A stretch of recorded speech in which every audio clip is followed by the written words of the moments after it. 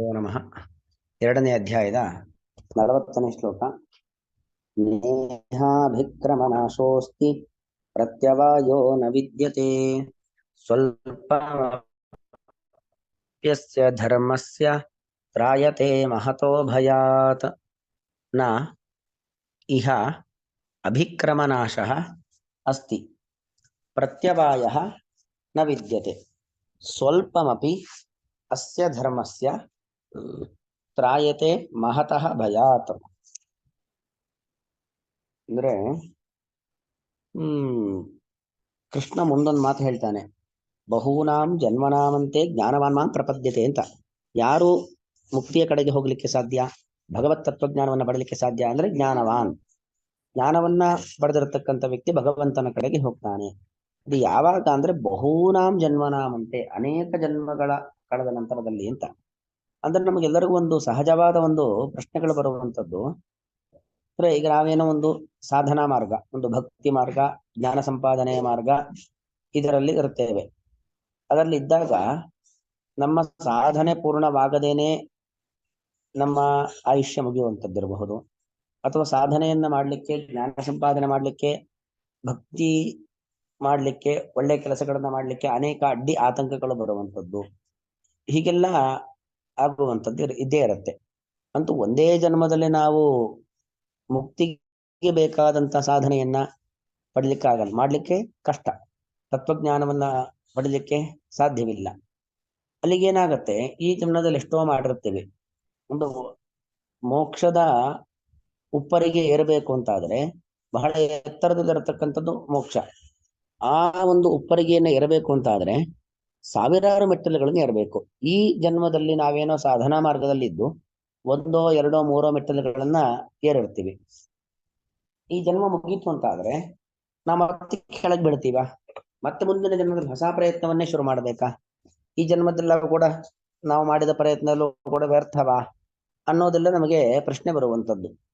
ಅದಕ್ಕೆ ಕೃಷ್ಣ ಇಲ್ಲಿ ಕೊಡುವಂತ ಉತ್ತರ, ಈ ಅಧ್ಯಾತ್ಮ ಮಾರ್ಗದಲ್ಲಿ ನಾವೇನು ಹೆಜ್ಜೆಯನ್ನ ಇಡೋದಿದೆ, ಮುಂದೆ ಸಾಗೋದು ಅಂತಿದೆ, ಸಾಧನ ಮಾರ್ಗದಲ್ಲಿ ನಾವು ಮುಂದೆ ಹೋಗೋದಿದೆಯಲ್ಲ, ಅದು ಎಂದಿಗೂ ವ್ಯರ್ಥವಾದದ್ದಲ್ಲ.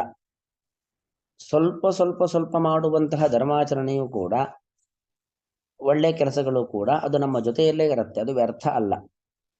ಕೃತಂ ಕರ್ಮ ಕರ್ತಾರಂ ಅನುಗಚ್ಚತಿ ಅಂತ. ನಾವು ಮಾಡಿರುವಂತ ಒಳ್ಳೇದಿರಬಹುದು, ನಾವು ಮಾಡಿದ ಕೆಟ್ಟದಿರೋದು ನಮ್ಮ ಜೊತೆಯಲ್ಲೇ ಇರುವಂತದ್ದು, ನಮಗೆ ಫಲವನ್ನ ಕೊಡುತ್ತೆ. ಅದರಲ್ಲೂ ಕೂಡ ಈ ಅಧ್ಯಾತ್ಮಕ್ಕೆ ಸಂಬಂಧಪಟ್ಟದ್ದು, ನಮ್ಮೊಳಗಿನ ಭಗವಂತ, ಅವನ ಬಗ್ಗೆ ತಿಳಿಯುವಂತ ಒಂದು ಪ್ರಯತ್ನ, ಇದೆಲ್ಲವೂ ಕೂಡ ಅದು ವ್ಯರ್ಥವಾಗುವಂತದ್ದಲ್ಲ. ಈ ಜನ್ಮದಲ್ಲಿ ನಾವು 2, 3 ಮೆಟ್ಟಲನ್ನ ಏರಿರಬಹುದು. ಅಧ್ಯಾತ್ಮ ಶಿಖರವನ್ನ ಏರುವ ಪ್ರಯತ್ನ, ಮುಕ್ತಿಯ ಮಾರ್ಗವನ್ನ ಗುರಿ ಮುಟ್ಟುವ ಮಾರ್ಗದಲ್ಲಿ ಸಾಗಿ ಗುರಿ ಮುಟ್ಟುವ ಪ್ರಯತ್ನ. ಆ ಪ್ರಯತ್ನದಲ್ಲಿ ಒಂದಷ್ಟು ದಾರಿ 5%, 10% ಮುಂದಕ್ಕೆ ಹೋಗಿದ್ರೆ ಮತ್ತೆ ವಾಪಸ್ ಹಿಂದಕ್ಕೆ ಬರೋದು ಅಂತಿಲ್ಲ. ಹಾಗೆ ಮುಂದುವರಿತಾ ಇರುವಂತದ್ದು.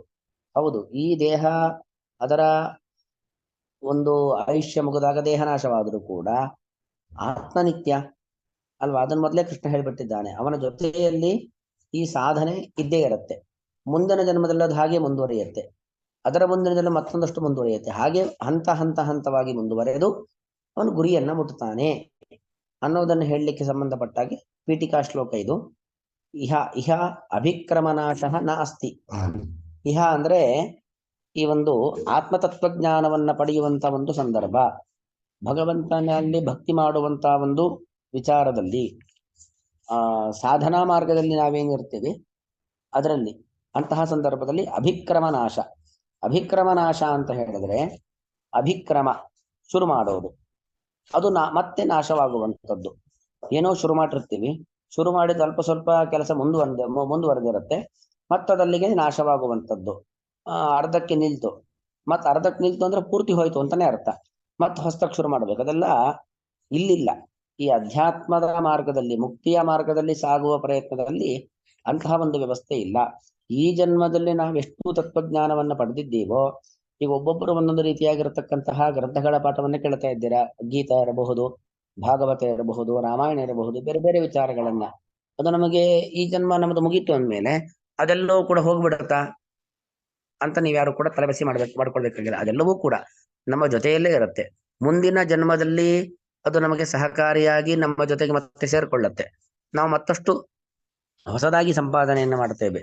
ಈಗ ನೋಡಿ, ಕೆಲವರೆಲ್ಲ ವಿಪರೀತ ಬುದ್ಧಿವಂತರಾಗಿರ್ತಾರೆ. ತುಂಬಾ ವಿಪರೀತ ಅಂದ್ರೆ ತುಂಬಾ ಬುದ್ಧಿವಂತರಾಗಿರ್ತಾರೆ. ನಮಗೆ ಅವ್ರು ಹೇಗೆ ಒಂದೇ ಜನ್ಮದಲ್ಲಿ ಇಷ್ಟು ಕಲೀಲಿಕ್ಕೆ ಸಾಧ್ಯ ಅಂದ್ರೆ, ಅದು ಹಿಂದಿನ ಹಿಂದಿನ ಹಿಂದಿನ ಎಷ್ಟೋ ಜನ್ಮದ್ದು ಅವರ ಆ ಒಂದು ಅಧ್ಯಾತ್ಮ ಮಾರ್ಗದಲ್ಲಿ ಸಾಗಿದ್ದೆ ಪ್ರಯತ್ನ ಏನಿರತ್ತೆ, ಅವರ ಪ್ರಯತ್ನ ಅದು ಈಗ ಫಲ ಕೊಡ್ತಾ ಇರತ್ತೆ. ಅದೆಲ್ಲವೂ ಕೂಡ ಈಗ ಗೊತ್ತಾಗ್ತಾ ಹೋಗ್ತಾ ಇರತ್ತೆ. ಈ ಜನ್ಮದಲ್ಲಿ ಅವರೇನೋ ಸುಮ್ಮನೆ ಒಂದು ಬಾರಿ ಕೇಳಿದ್ರೆ ಸಾಕು, ಅವ್ರ ತಲೆಯಲ್ಲಿ ಉಳ್ಬಿಡುತ್ತೆ. ಒಂದು ಬಾರಿ ಓದಿದ್ರೆ ಸಾಕು, ತಲೆಯಲ್ಲಿ ಉಳ್ಬಿಡುತ್ತೆ. ಹೀಗೆಲ್ಲ ಯಾಕಾಗತ್ತೆ ಅಂತ ಹೇಳಿದ್ರೆ, ಅಭಿಕ್ರಮ ನಾಶ ಇಲ್ಲ. ಆರಂಭ ಮಾಡಿದ್ದದು ಹೋಯ್ತು ಅಂತಿಲ್ಲ. ಅದು ಯಾವತ್ತೂ ಕೂಡ ಅವರ ಜೊತೆಗೆ ಬರ್ತಕ್ಕಂಥದ್ದು, ಯಾವತ್ತೂ ಕೂಡ ಜೊತೆಯಲ್ಲಿ ಇರುವಂತದ್ದು. ಹಾಗಾಗಿ ಇಹ ಅಭಿಕ್ರಮ ನಾಶ ನಾಸ್ತಿ, ಪ್ರತ್ಯವಾಯೋ ನ ವಿದ್ಯತೆ. ಅದೇ ರೀತಿಯಲ್ಲಿ ಪ್ರತ್ಯವಾಯಗಳು ಅಂದ್ರೆ ಏನೋ ತೊಂದರೆಗಳು, ಆಪತ್ತುಗಳು, ವಿಪತ್ತುಗಳು ಇದ್ಯಾವುದೂ ಕೂಡ ಇಲ್ಲ. ಪ್ರತ್ಯವಾಯಗಳು ಅಂದ್ರೆ ಅರ್ಥ ಏನು? ಏನೋ ನಡುವಿನಲ್ಲಿ ಬರತಕ್ಕಂತ ಅಡ್ಡಿ ಆತಂಕಗಳು ಯಾವುದೂ ಕೂಡ ಇಲ್ಲ. ಭಗವತ್ ತತ್ವಜ್ಞಾನವನ್ನ ಪಡೆಯುವಂತ ಒಂದು ಮಾರ್ಗದಲ್ಲಿ ನಾವೇನ್ ಸಾಕ್ತಾ ಇದ್ದೇವೆ, ಮುಕ್ತಿಯನ್ನ ಪಡೆಯುವಂತ ಒಂದು ಮಾರ್ಗ ಅದಲ್ಲೇನ್ ಸಾಕ್ತಾ ಇದ್ದೇವೆ. ಅದಕ್ಕೆ ತೊಂದರೆಗಳು ತಾಪತ್ರಯಗಳು ಅಂತಿಲ್ಲ. ಅಂದ್ರೆ ಇವರ ಅಭಿಪ್ರಾಯ ಏನು ಅಂದ್ರೆ, ಕರ್ಮಗಳು ಎರಡು ತರ, ಒಂದು ಸಕಾಮ ಕರ್ಮ, ಮತ್ತೊಂದು ನಿಷ್ಕಾಮ ಕರ್ಮ ಅಂತ. ಸಕಾಮ ಕರ್ಮ ಅಂತ ಹೇಳಿದ್ರೆ ಯಾವುದೋ ಒಂದು ಫಲದ ಅಪೇಕ್ಷೆಯಿಂದ ಮಾಡುವಂತಹ ಕೆಲಸಗಳು, ಸಂತಾನವಾಗ್ಲಿ ಅಂತ ಮಾಡುವಂತ ಪೂಜೆ ಪುನಸ್ಕಾರಗಳು ಇರಬಹುದು, ಸಂಪತ್ತು ಬರಲಿ ಅಂತ ಮಾಡುವಂತ ಪೂಜೆ ಪುನಸ್ಕಾರಗಳು, ವಿವಾಹ ಭಾಗ್ಯಕ್ಕೋಸ್ಕರವಾಗಿ ಮಾಡುವಂತ ಪೂಜೆ ಪುನಸ್ಕಾರಗಳು, ಆರೋಗ್ಯಕ್ಕೋಸ್ಕರವಾಗಿ, ಹೀಗೆ ಏನೇನೋ ನಮ್ಮ ಲೌಕಿಕ ಕಾಮನೆಗಳು, ಈ ಜನ್ಮದ ಒಂದು ಬಯಕೆಯನ್ನ ಪೂರ್ಣ ಮಾಡಿಕೊಳ್ಳಿಕ್ಕೋಸ್ಕರವಾಗಿ ಇರತಕ್ಕಂಥ ಕಾಮನೆಗಳು, ಅದರಿಂದ ಮಾಡುವಂತ ಕರ್ಮಗಳೆಲ್ಲವೂ ಕೂಡ ಫಲದ ಅಪೇಕ್ಷೆಯಿಂದ ಮಾಡುವಂತ ಕರ್ಮಗಳೆಲ್ಲವೂ ಕೂಡ ಕಾಮ್ಯ ಕರ್ಮಗಳು. ಯಾವ ಲೌಕಿಕ ಫಲದ ಅಪೇಕ್ಷೆಯೂ ಕೂಡ ಇಲ್ಲದೇನೆ ಕೇವಲ ಭಗವಂತನ ಅನುಗ್ರಹ ನನ್ನ ಮೇಲೆ ಆಗಲಿ ಎಂಬ ಭಾವನೆಯಿಂದ ಮಾಡುವಂತಹ ಪ್ರತಿಯೊಂದು ಕರ್ಮಗಳು ಕೂಡ ಅದು ನಿಷ್ಕಾಮ ಕರ್ಮ ಅಂತ. ನಿಷ್ಕಾಮ ಕರ್ಮಗಳಿಗೆ ಅಭಿಕ್ರಮ ನಾಶ ಅಂತಿಲ್ಲ. ಅದು ಪ್ರತಿಯೊಂದೂ ಕೂಡ ಅದು ಹಾಗೆ ಹಾಗೆ ಜೊತೆಗೆ ಸೇರ್ಕೊಳ್ತಾ ಹೋಗುತ್ತೆ. ಅದು ನಮಗೆ ವ್ಯರ್ಥ ಅಂತಿಲ್ಲ. ನಾವು ಮಾಡಿದ ಇನ್ವೆಸ್ಟ್ಮೆಂಟ್ ಸ್ವಲ್ಪ ಹಾಕ್ಬಿಟ್ರೆ ಏನು ಉಪಯೋಗ ಇಲ್ಲ, ಪೂರ್ತಿ ಹಾಕಿದ್ರೆ ಮಾತ್ರ ನಮಗೆ ರಿಟರ್ನ್ಸ್ ಬರುತ್ತೆ. ಅದೆಲ್ಲ ಇನ್ವೆಸ್ಟ್ಮೆಂಟ್ಗಳಲ್ಲಿ. ಇದು ಮುಕ್ತಿ ಮಾರ್ಗದ ಒಂದು ಇನ್ವೆಸ್ಟ್ಮೆಂಟ್ ಇದೆಯಲ್ಲ, ನಾವು ಎಷ್ಟೇ ಹಾಕ್ಲಿ, 1 ಇರಬಹುದು, 10 ಇರಬಹುದು, 100 ಇರಬಹುದು, 1000 ಇರಬಹುದು, ನೀವು ಹಾಕಿದ್ದಷ್ಟು ಅದು ಸೇಫ್ ಆಗಿರುತ್ತೆ. ಅದಕ್ಕೆ ಹಾಗೆ ಬೆಳ್ಕೊಂಡು ಹೋಗ್ತಾ ಇರತ್ತೆ. ಮತ್ ನಿಮ್ಗೆ ಯಾವಾಗ ಇನ್ನು ಅವಕಾಶ ಆಗತ್ತೋ ಅವಾಗೆಲ್ಲ ನೀವೇನ್ ಮಾಡ್ಬೋದು, ಅದಕ್ಕೆ ಸೇರಿಸ್ತಾ ಹೋಗ್ಬೋದು.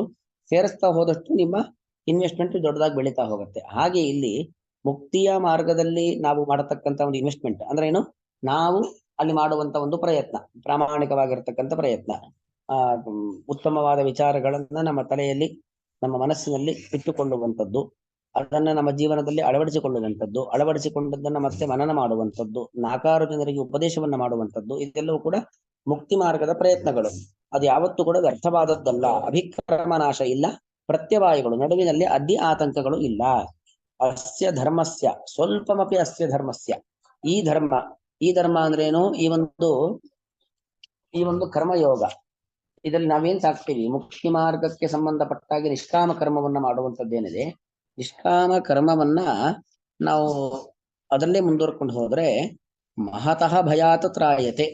ಮಹತ್ ಭಯಗಳು ಅಂದ್ರೆ ಯಾವುದು, ಮನುಷ್ಯನಿಗೆ ನಿಜವಾಗಿ ದೊಡ್ಡ ಭಯ ಅಂದ್ರೆ ಯಾವುದು ಅಂತ ಹೇಳಿದ್ರೆ, ಹುಟ್ಟು ಸಾವುಗಳೆಂಬ ಸಂಸಾರ. ಆ ಹುಟ್ಟಬೇಕು ಅಂತಾದ್ರೆ ಗರ್ಭವಾಸಕ್ಕೆ ಬರಬೇಕು ಅಂತಾದ್ರೆ ಅಲ್ಲಿ ಒಂದು ಧಾನ್ಯದಲ್ಲಿ ಜೀವಿಯ ಪ್ರವೇಶ, ಧಾನ್ಯದ ಮೂಲಕವಾಗಿ ಗಂಡಿನ ದೇಹಕ್ಕೆ ಪ್ರವೇಶ, ಗಂಡಿನ ದೇಹದ ಮೂಲಕವಾಗಿ ಜೀವಿ ಹೆಣ್ಣಿನ ದೇಹಕ್ಕೆ ಪ್ರವೇಶ, ಅಲ್ಲಿ ಪ್ರವೇಶ ಮಾಡಿದ ನಂತರದಲ್ಲಿ ಪರಿಪಕ್ವವಾಗಿ 9 ತಿಂಗಳ ಕಾಲ ಅಲ್ಲೇ ಇರುವಂಥದ್ದು, ಪರಾಧೀನವಾದ ಬದುಕು, ಆ ಗರ್ಭವಾಸದ ದುಃಖ, ಆಮೇಲೆ ಹೊರಗೆ ಬರುವಂಥದ್ದು, ಮತ್ತೆ ಮರಣ ಪರ್ಯಂತರವಾಗಿ ಅನೇಕ ರೀತಿಯಾಗಿರ್ತಕ್ಕಂಥ ಕಷ್ಟ ನಷ್ಟಗಳು, ತಾಪತ್ರಯಗಳೆಲ್ಲವೂ ಕೂಡ ಜಂಜಾಟ, ಅದೆಲ್ಲವೂ ಕೂಡ ಭಯ. ಅಂತ ಭಯದಿಂದಾಗಿ ತ್ರಾಯತೆ ಅಸ್ಯ ಧರ್ಮಸ್ಯ, ಅವನು ತ್ರಾಯತೆ ರಕ್ಷಿಸಲ್ಪಡುತ್ತಾನೆ. ಹಾಗಾಗಿ ಮುಕ್ತಿಯ ಮಾರ್ಗದಲ್ಲಿ ಸಾಗುವಿಕೆ ಅಂತ ಏನಿದೆ, ಅದು ಯಾವತ್ತೂ ಕೂಡ ವ್ಯರ್ಥವಾಗುವಂಥದ್ದಲ್ಲ.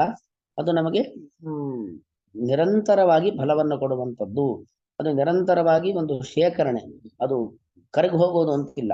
ಈಗ ನೋಡಿ, ನೀವು ಹಿಮದ ರಾಶಿಯನ್ನ ಹಾಕೊಂಡು ಹೋಗಿ, ಒಂದು ಮಂಜುಗೆಡ್ಡೆ ಅದನ್ನು ಒಂದು ಕಡೆ ರಾಶಿ ಹಾಕ್ತಾ ಹೋಗಿ, ಕರಗ್ತಾ ಬರುತ್ತೆ. ಅದೇ ಒಂದು ಶಿಲೆಯ ರಾಶಿ ಹಾಕ್ತಾ ಹೋಗಿ, ಕಲ್ಲಿನ ರಾಶಿ, ಅದು ಕರಗತ್ತಾ? ಹಾಗೆ ಸ್ಟಾಕ್ ಬೆಳ್ಕೊಂಡು ಹೋಗುತ್ತಲ್ವ. ಹಾಗೆ ನಿಷ್ಕಾಮ ಕರ್ಮವನ್ನ ಮಾಡಿ ಭಗವಂತ ನಾವು ಮಾಡುವಂತ ಕರ್ಮದಿಂದ ಪ್ರೀತನಾಗಲಿ ಎಂಬ ಭಾವನೆಯಿಂದಾಗಿ ದೇವರ ಅನುಗ್ರಹ ನನ್ನ ಮೇಲೆ ಆಗಲಿ ಎಂಬ ಭಾವನೆಯಿಂದಾಗಿ ಮಾಡುವಂತಹ ಕರ್ಮಗಳು. ಜ್ಞಾನವನ್ನ ಸಂಪಾದನೆ ಮಾಡುವಂಥದ್ದು, ಭಗವಂತನಲ್ಲಿ ಭಕ್ತಿ ಮಾಡುವಂಥದ್ದು, ಸಾರ್ವಜನಿಕರಿಗೆ ಉಪಕಾರವನ್ನ ಮಾಡತಕ್ಕಂಥದ್ದು, ಜ್ಞಾನವನ್ನ ಕೊಡುವುದು, ಜ್ಞಾನವನ್ನ ಪಡೆಯೋದು, ಇಂತಹದ್ದೆಲ್ಲ ಕರ್ಮಗಳೇನಿದ್ದಾವೆ ಅದೆಲ್ಲವೂ ಕೂಡ ನಿಷ್ಕಾಮ ಕರ್ಮಗಳು. ಯಾವುದೇ ಫಲದ ಅಪೇಕ್ಷೆ ಇಲ್ಲದೆ ಮಾಡತಕ್ಕಂಥ ಕರ್ಮಗಳು ನಿಷ್ಕಾಮ ಕರ್ಮ. ಅಂದ್ರೆ ದೇವರು ಯಾವ ರೀತಿಯಲ್ಲಿ ಕೊಡ್ತಾನೋ ಫಲ ಅದನ್ನು ಸ್ವೀಕಾರ ಮಾಡೋದು ಹೊರತು ನಮಗೆ ಇಂಥದ್ದೇ ಫಲ ಬೇಕು ಅಂತ ಅಪೇಕ್ಷೆಗಳಲ್ಲ. ದೇವರು ಕೊಟ್ಟದ್ದನ್ನ ಸ್ವೀಕಾರ ಮಾಡೋದು. ದೇವರು ಕೊಡೋದನ್ನು ನೇರವಾಗಿ ದೇವರು ಬಂದು ನಮಗೆ ಕೊಡೋದಿಲ್ಲ. ದೇವರು ಅವನ ಭಕ್ತರ ಮೂಲಕವಾಗಿ ನಮಗೆ ಕೊಡಿಸ್ತಾನೆ. ಆ ಕೊಟ್ಟದ್ದನ್ನು ಸ್ವೀಕಾರ ಮಾಡೋದೇ ಹೊರತು ನಮಗೆ ಯಾವುದೇ ರೀತಿಯಾಗಿರತಕ್ಕಂತಹ ಫಲದ ಅಪೇಕ್ಷೆಗಳಿಲ್ಲ. ಆ ಫಲಾಪೇಕ್ಷೆ ಇಲ್ಲದೆ ಮಾಡತಕ್ಕಂಥ ಕರ್ಮಗಳು ನಿಷ್ಕಾಮ ಕರ್ಮಗಳು. ಅಂತ ನಿಷ್ಕಾಮ ಕರ್ಮ ಅದೆಂದಿಗೂ ಕೂಡ ವ್ಯರ್ಥವಾಗುವಂಥದ್ದಲ್ಲ. ಅದಕ್ಕೆ ಅಡ್ಡಿ ಆತಂಕಗಳಿಲ್ಲ. ಸ್ವಲ್ಪ ಧರ್ಮಾಚರಣೆಯನ್ನ ಮಾಡಿದ್ರು ಕೂಡ ಮಹತಃ ಭಯಾತ್ರಾಯತೆ, ನಮಗೆ ಬರುವಂತ ಅನೇಕ ರೀತಿಯಾದಂತ ಅಡ್ಡಿ ಆತಂಕಗಳನ್ನ ಆ ಒಂದು ನಿಷ್ಕಾಮ ಕರ್ಮ ಎಂಬುವಂಥದ್ದು ನಮ್ಮನ್ನ ತಡೆಯುತ್ತೆ. ನಮಗೆ ನಮ್ಮನ್ನ ರಕ್ಷಾ ಕವಚವಾಗಿ ನಮ್ಮ ಜೊತೆಯಲ್ಲಿ ನಿಲ್ಲತ್ತೆ. ಇಹ ಈ ದಾರಿಯಲ್ಲಿ ಅಂದ್ರೆ ಈ ಸಾಧನಾ ಮಾರ್ಗದಲ್ಲಿ ಅಭಿಕ್ರಮನಾಶ, ಆರಂಭವಾದದ್ದು ನಾಶವಾಗುವಂಥದ್ದು ಎಂಬುದು ಇಲ್ಲ. ನ ಅಸ್ತಿ ಇಲ್ಲ. ಪ್ರತ್ಯವಾಯ ಅಪಿ, ಮಧ್ಯದಲ್ಲಿ ಅಡ್ಡಿ ಆತಂಕಗಳು ಪ್ರತಿಬಂಧಕಗಳು ಕೂಡ ನ ವಿದ್ಯತೆ ಇರುವುದಿಲ್ಲ. ಅಸ್ಯ ಧರ್ಮಸ್ಯ, ಈ ನಿಷ್ಕಾಮ ಕರ್ಮದ ಆಚರಣೆಯು ಸ್ವಲ್ಪಮಪಿ ಕಿಂಚಿತ್ ಆಚರಣೆಯು ಕೂಡ ಮಹತಃ ಅತ್ಯಂತ ದೊಡ್ಡದಾದ ಭಯಾತು, ಹುಟ್ಟು ಸಾವುಗಳೆಂಬ ಸಂಸಾರದ ಭಯದಿಂದ ತ್ರಾಯತೆ ಕಾಪಾಡುತ್ತದೆ ಅಂತ ನಾವು ಮಾಡಬೇಕಾದ್ರೆ ಕರ್ಮ ಈ ಕೆಲಸದಿಂದ ಈಗ ಉದಾಹರಣೆಗೆ ಅರ್ಜುನನಿಗೆ ಯುದ್ಧ ಎಂಬ ಕರ್ಮ. ಈ ಯುದ್ಧ ನಾನೇನೋ ಸಿಂಹಾಸನಕ್ಕೋಸ್ಕರವಾಗಿ ಮಾಡ್ತಾ ಇದ್ದೇನೆ ಎಂಬ ಲೌಕಿಕ ಫಲದ ಅಪೇಕ್ಷೆ ಇರಬಾರದು. ಅಥವಾ ದುರ್ಯೋಧನನಿಗೆ ಮಣ್ಣು ಮುಕ್ಕಿಸ್ಲಿಕ್ಕೋಸ್ಕರ ಮಾಡ್ತಾ ಇದ್ದೇನೆ ಎಂಬತಕ್ಕಂಥ ಈ ಯಾವುದು ಬಯಕೆಗಳಿಲ್ಲದೇನೆ ಇದೊಂದು ಧರ್ಮ ಯುದ್ಧ. ಅಧರ್ಮವನ್ನ ನಾಶ ಮಾಡುವಂಥದ್ದು, ಧರ್ಮವನ್ನ ಸಂಸ್ಥಾಪನೆ ಮಾಡುವಂಥದ್ದು ಕ್ಷತ್ರಿಯನ ಕರ್ತವ್ಯ. ಅದರ ಮೂಲಕವಾಗಿ ಭಗವಂತ ಪ್ರೀತನಾಗ್ತಾನೆ. ಈ ಭಾವನೆ ಇದೊಂದು ಭಗವಂತನ ಪೂಜೆ.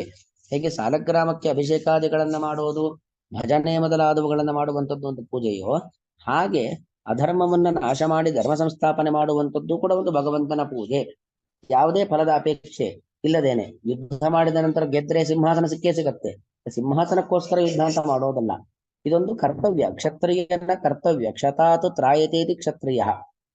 ಜನರಿಗೆ ಅಥವಾ ಮತ್ತು ಸಮಾಜಕ್ಕೆ ಉಂಟಾಗಬಹುದಾದಂತ ಕ್ಷತಗಳನ್ನ, ತೊಂದರೆಗಳನ್ನ ಕಾಪಾಡುವವನು ಕ್ಷತ್ರಿಯ. ಕ್ಷತ್ರಿಯನಾಗಿರ್ತಕ್ಕಂಥ ನಾನು ಇಂಥ ಕೆಲಸವನ್ನ ಮಾಡಬೇಕೆಂಬ ಭಾವನೆಯಿಂದ ಮಾಡೋದಿದೆಯಲ್ಲ, ಅದು ನಿಷ್ಕಾಮ ಕರ್ಮ. ಅದನ್ನ ಮಾಡಿದ್ರೆ ಅದಕ್ಕೆ ಅಡ್ಡಿ ಆತಂಕಗಳಿಲ್ಲ. ಅದು ಸುಮ್ಮನೆ ವ್ಯರ್ಥವಾಗೋದು ಅಂತಿಲ್ಲ. ಮತ್ತು ಅಂತಹ ನಿಷ್ಕಾಮ ಕರ್ಮಗಳನ್ನು ಮಾಡುವುದರಿಂದ ನಮಗೆ ಎದುರಾಗಬಹುದಾದಂತಹ ಅನೇಕ ರೀತಿಯಾದ ಭಯ ಪರಿಹಾರ ಆಗತ್ತೆ ಅನ್ನೋದು ಅಭಿಪ್ರಾಯ. ನೇಹಾಭಿಕ್ರಮನಾಶೋಸ್ತಿ ಪ್ರತ್ಯವಾಯೋ ನ ವಿದ್ಯತೆ, ಸ್ವಲ್ಪಮಪ್ಯಸ್ಯ ಧರ್ಮಸ್ಯ ತ್ರಾಯತೆ ಮಹತಃ ಭಯಾತ್ ತ್ರಾಯತೆ. ಇಹ ಅಭಿಕ್ರಮನಾಶಃ ನ ಅಸ್ತಿ, ಪ್ರತ್ಯವಾಯಃ ಅಪಿ ನ ವಿದ್ಯತೆ, ಅಸ್ಯ ಸ್ವಲ್ಪಮಪಿ ಧರ್ಮಸ್ಯ ಮಹತಃ ಭಯಾತ್ ತ್ರಾಯತೆ. ಶ್ರೀಕೃಷ್ಣಾರ್ಪಣಮಸ್ತು.